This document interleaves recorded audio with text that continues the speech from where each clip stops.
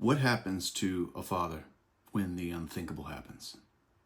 Losing a child changes everything. This is what it felt like as a dad, as a husband, as a man, really trying to hold it together when the world falls apart, and where God met me in the aftermath. Welcome to Heart of the Father. I'm Brian West. Thank you again for joining me for this episode, which is all about the experience as a father.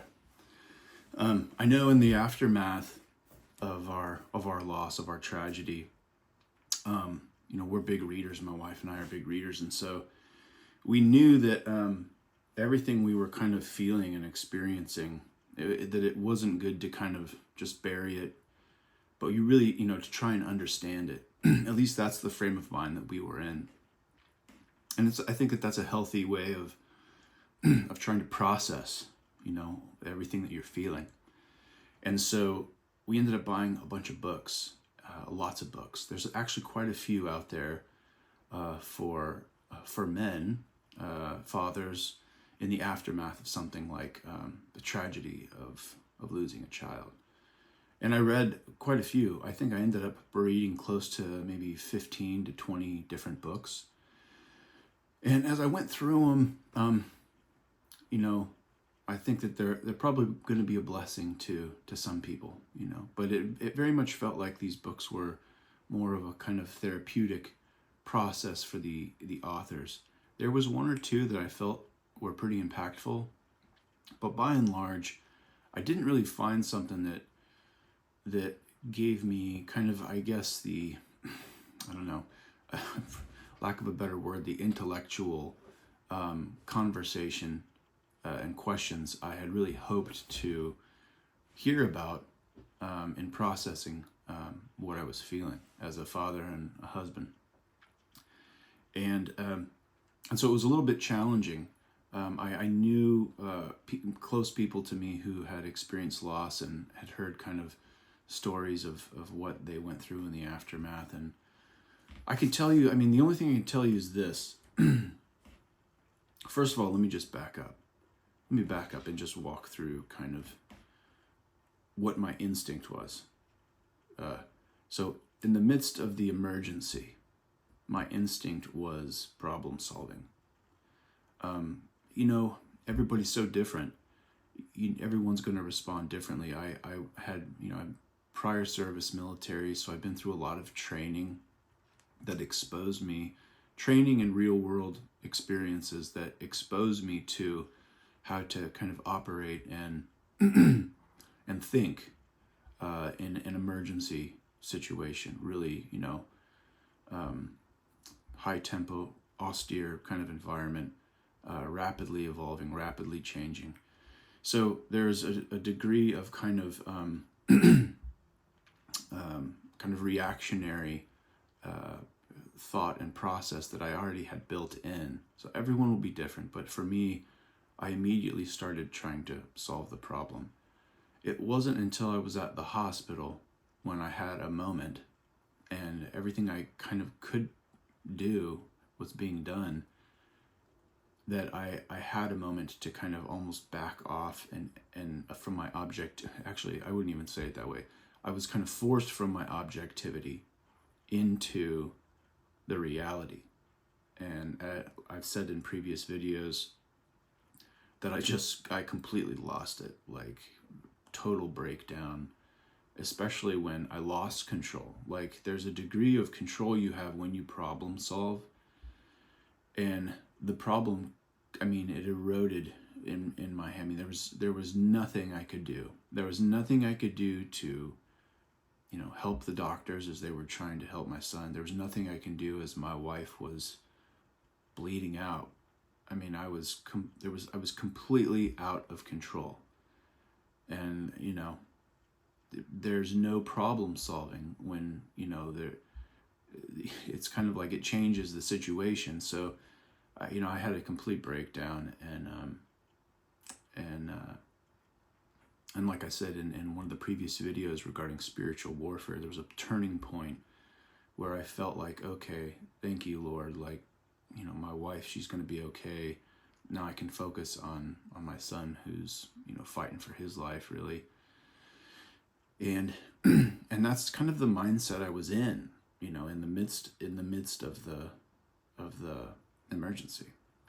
And after decisions were made, and after the decision was made between my wife and I to allow my son to pass naturally, and in doing that, and as I did that, there was a period of time after that, but there was a point at which it was okay, my son is gone. And that's pretty much final. He's no longer here. He's gone to be with the Lord. And what does life look like now after this experience? And that's really when the mourning and the grief began, and this processing as a man and a father, this feeling of losing control of a situation. And all of these different unique things began to happen. I think one thing that a lot of people, I don't hear, people in the church talk about a lot, is how vulnerable, spiritually vulnerable people are in the midst and aftermath of real tragic loss and suffering. You're so broken down, your emotions are fried, your spirit is just crushed. And this is what the enemy looks for. He's prowling around like a lion, looking for opportunities for weakness. It was in the desert, in the wilderness, when Jesus was hungry, that the enemy chose that opportunity to attack him and tempt him. It was when he was in a place of physical frailty that the enemy chose that time. And then even after the Lord rebuked him finally, in that scripture, it says that the enemy left and waited for another opportune time until an opportune time came back. So in the midst of loss and suffering, people are in an incredible place of vulnerability spiritually for attack. And this is where each person is just so unique. But I can tell you one of the immediate feelings I felt was as a husband and a father was, how do I get my family back on track? This was really this was the only thought that kind of consumed my thinking. And I know people may have different feelings about that, and saying, maybe you should have felt this and dwelt on this and processed this. But honestly, our life was in a certain trajectory. And this event destroyed that, irreversibly changing the course of our life. Not necessarily for worse, but just different, irreversibly different.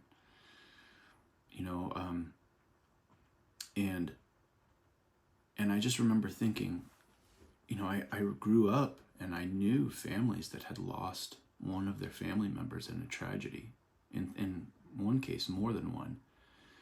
And I saw the ruin that it left with the family. The bomb went off and it was like the pieces of their family were, shrapnel, and were not put back together. And that was it. And this tremendous generational impact had happened without kind of healing taking place, any answers or leadership. And I just remember thinking, I don't know what life looks like after this, but I have to get my family back on track. We have to get back into a place where we remember, we remember what our values are. We remember and really lean on the God that we believe in. And we allow that to shape we allow that to determine our new trajectory based on that, not the, devastation of the event.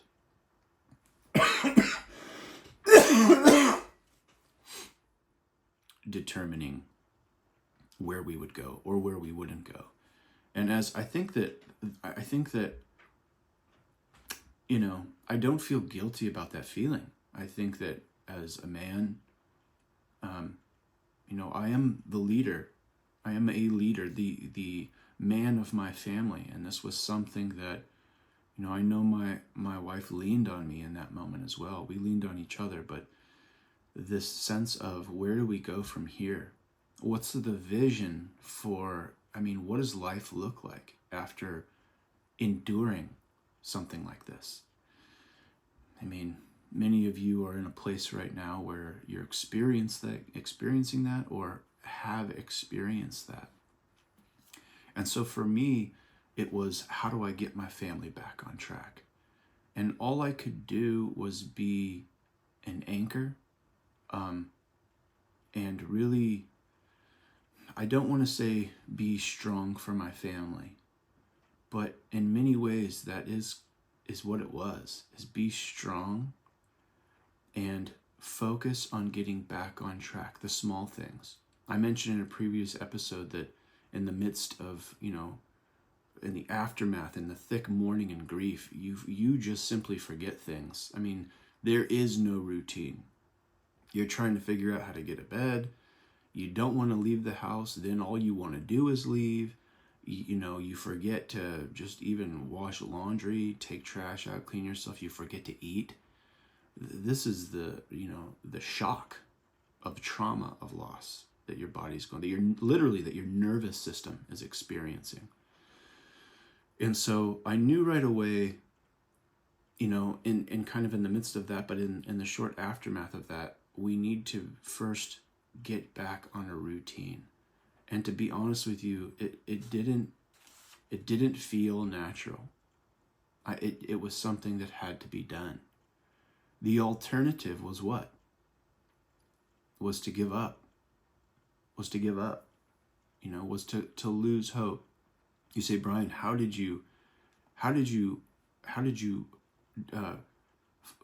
did you find the motivation to begin, to have the strength to get back into a routine, to establish a routine, to encourage, to do all the things that you have to do? That hope, and I've said this before, came really solely from knowing that God was good, and that was it. I didn't know anything else. There was a lot of confusion in the aftermath. It's like the fog of war, truly. And I couldn't see anything, figuratively speaking. I was quite blind. The only thing that I could do was just simply lean on the fact that God was in control, and I didn't understand, but He does. And I have hope in Jesus. And that was the one thing that allowed me to kind of, and part of it, let's be honest, for me, there were times where I didn't have that, where I didn't have strength. There wasn't, strength in the sense of, there were times where I was incredibly, being broken. It was, to be honest with you, getting back into routine was more muscle memory than it was finding some inner strength, because I wasn't strong. I wasn't, I had no strength left. I was, devastated as a father. I had no strength. Didn't know what to do. It was muscle memory. It's like when chickens run around after their heads get cut off. They just do it, like their nervous system goes. So it was muscle memory, probably from prior service, military, and other things, of just getting up and doing what I knew to do. A lot of, I've talked with some friends of mine who have experienced, loss, and a lot of them said that all they wanted to do was go back to work. Like, I just want to go to work. And I did have that feeling, and it was a feeling of not knowing what to do, wanting to do something, and wanting to escape. I really wanted to get away from the situation. Other days, I didn't want to get out of bed. I didn't want to do anything. So it was this strange kind of instability of not being completely fried emotionally and spiritually and physically, and being so chocked full of energy and not knowing what to do except go. But I knew also this happened, obviously, a few years ago.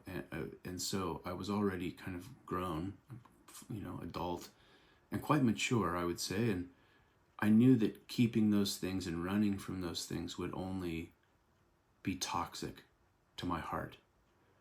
And so I knew that I couldn't go too fast. So getting a routine going, but recognizing that I did need to process was this challenging balance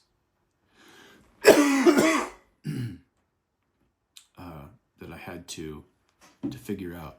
And this was also where my wife came in. My wife and I balanced each other through this process. I was quick to get us back on track, and her natural was to stay and to process. So if we had done either kind of extreme, we would have brushed past all of the things we needed to process through. That's if we kind of went with my instinct.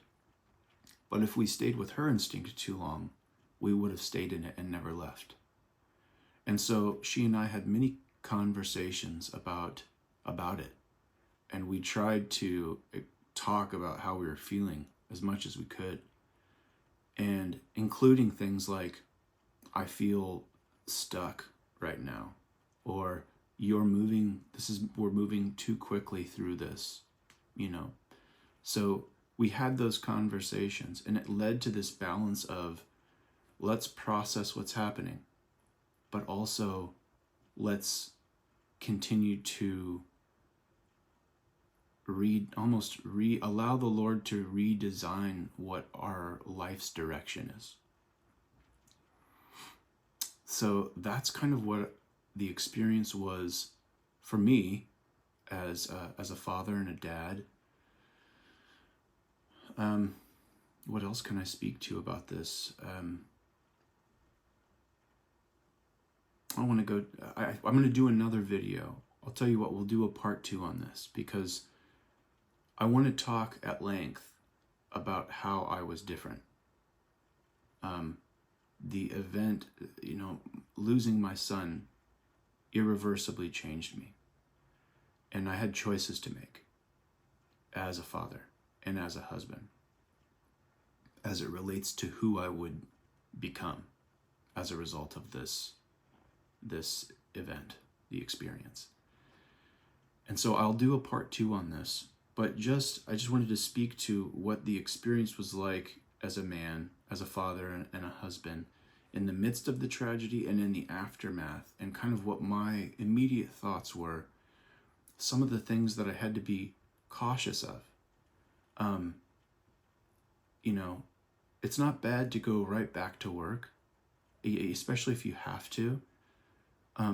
But understanding why and what I think I was feeling inside was really important, because you bury those things, and if you just get back to work and you gut it out and you say, I'm just going to move on. Like, there's nothing I can do. I'm going to move on. There's no use in thinking about this stuff.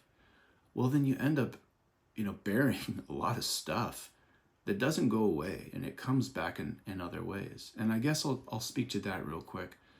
I noticed that I was very short as a father to my daughter and as a husband to my wife.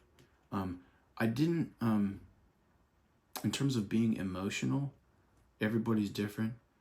But for me, that's how it manifested emotionally, was this, all of the energy that I had to be this patient man and understanding before seemed to be completely gone. I had no patience, and my understanding, I didn't have the energy for it. It wasn't an excuse. It just literally was not, the energy was not there. I was kind of in, safe mode, like in terms of, we're talking about computers having to reboot in safe mode because they're broken. I was operating in safe mood. Only the essentials were working. And so my wife was very patient with me, very patient with me, and understanding to that was that was the expression for this experience from me.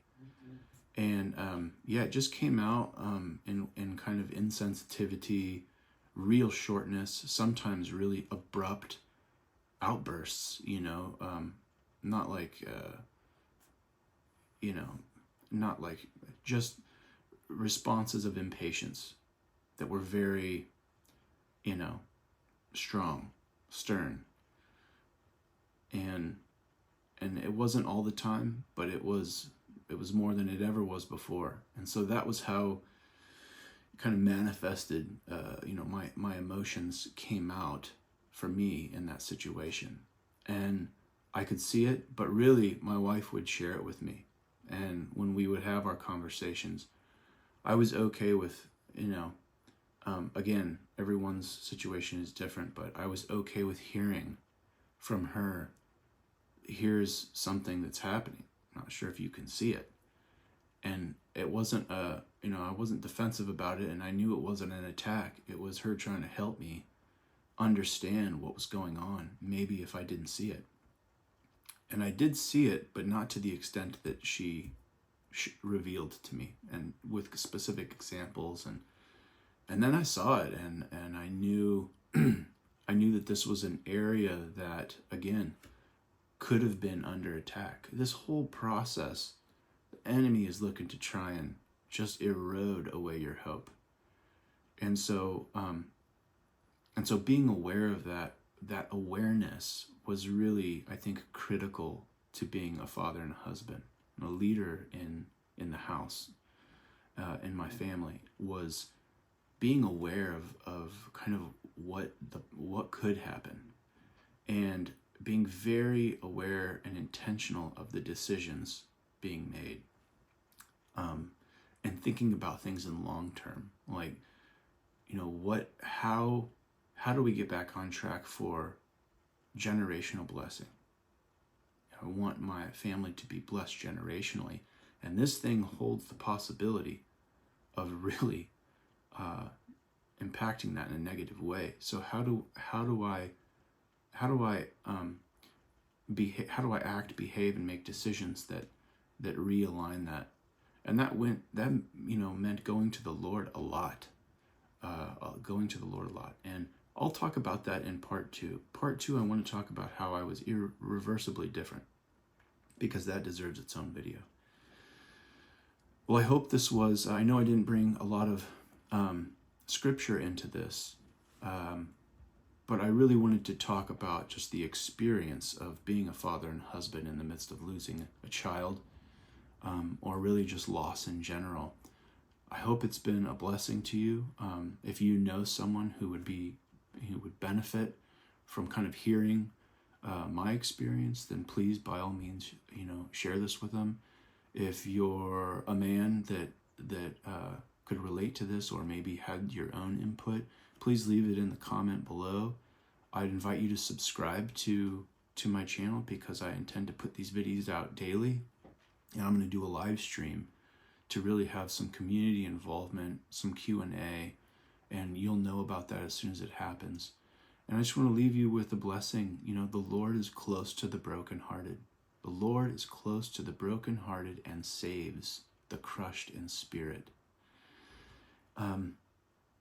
Be blessed, and thank you for watching this video. And I hope to see you in the next video as well. Okay.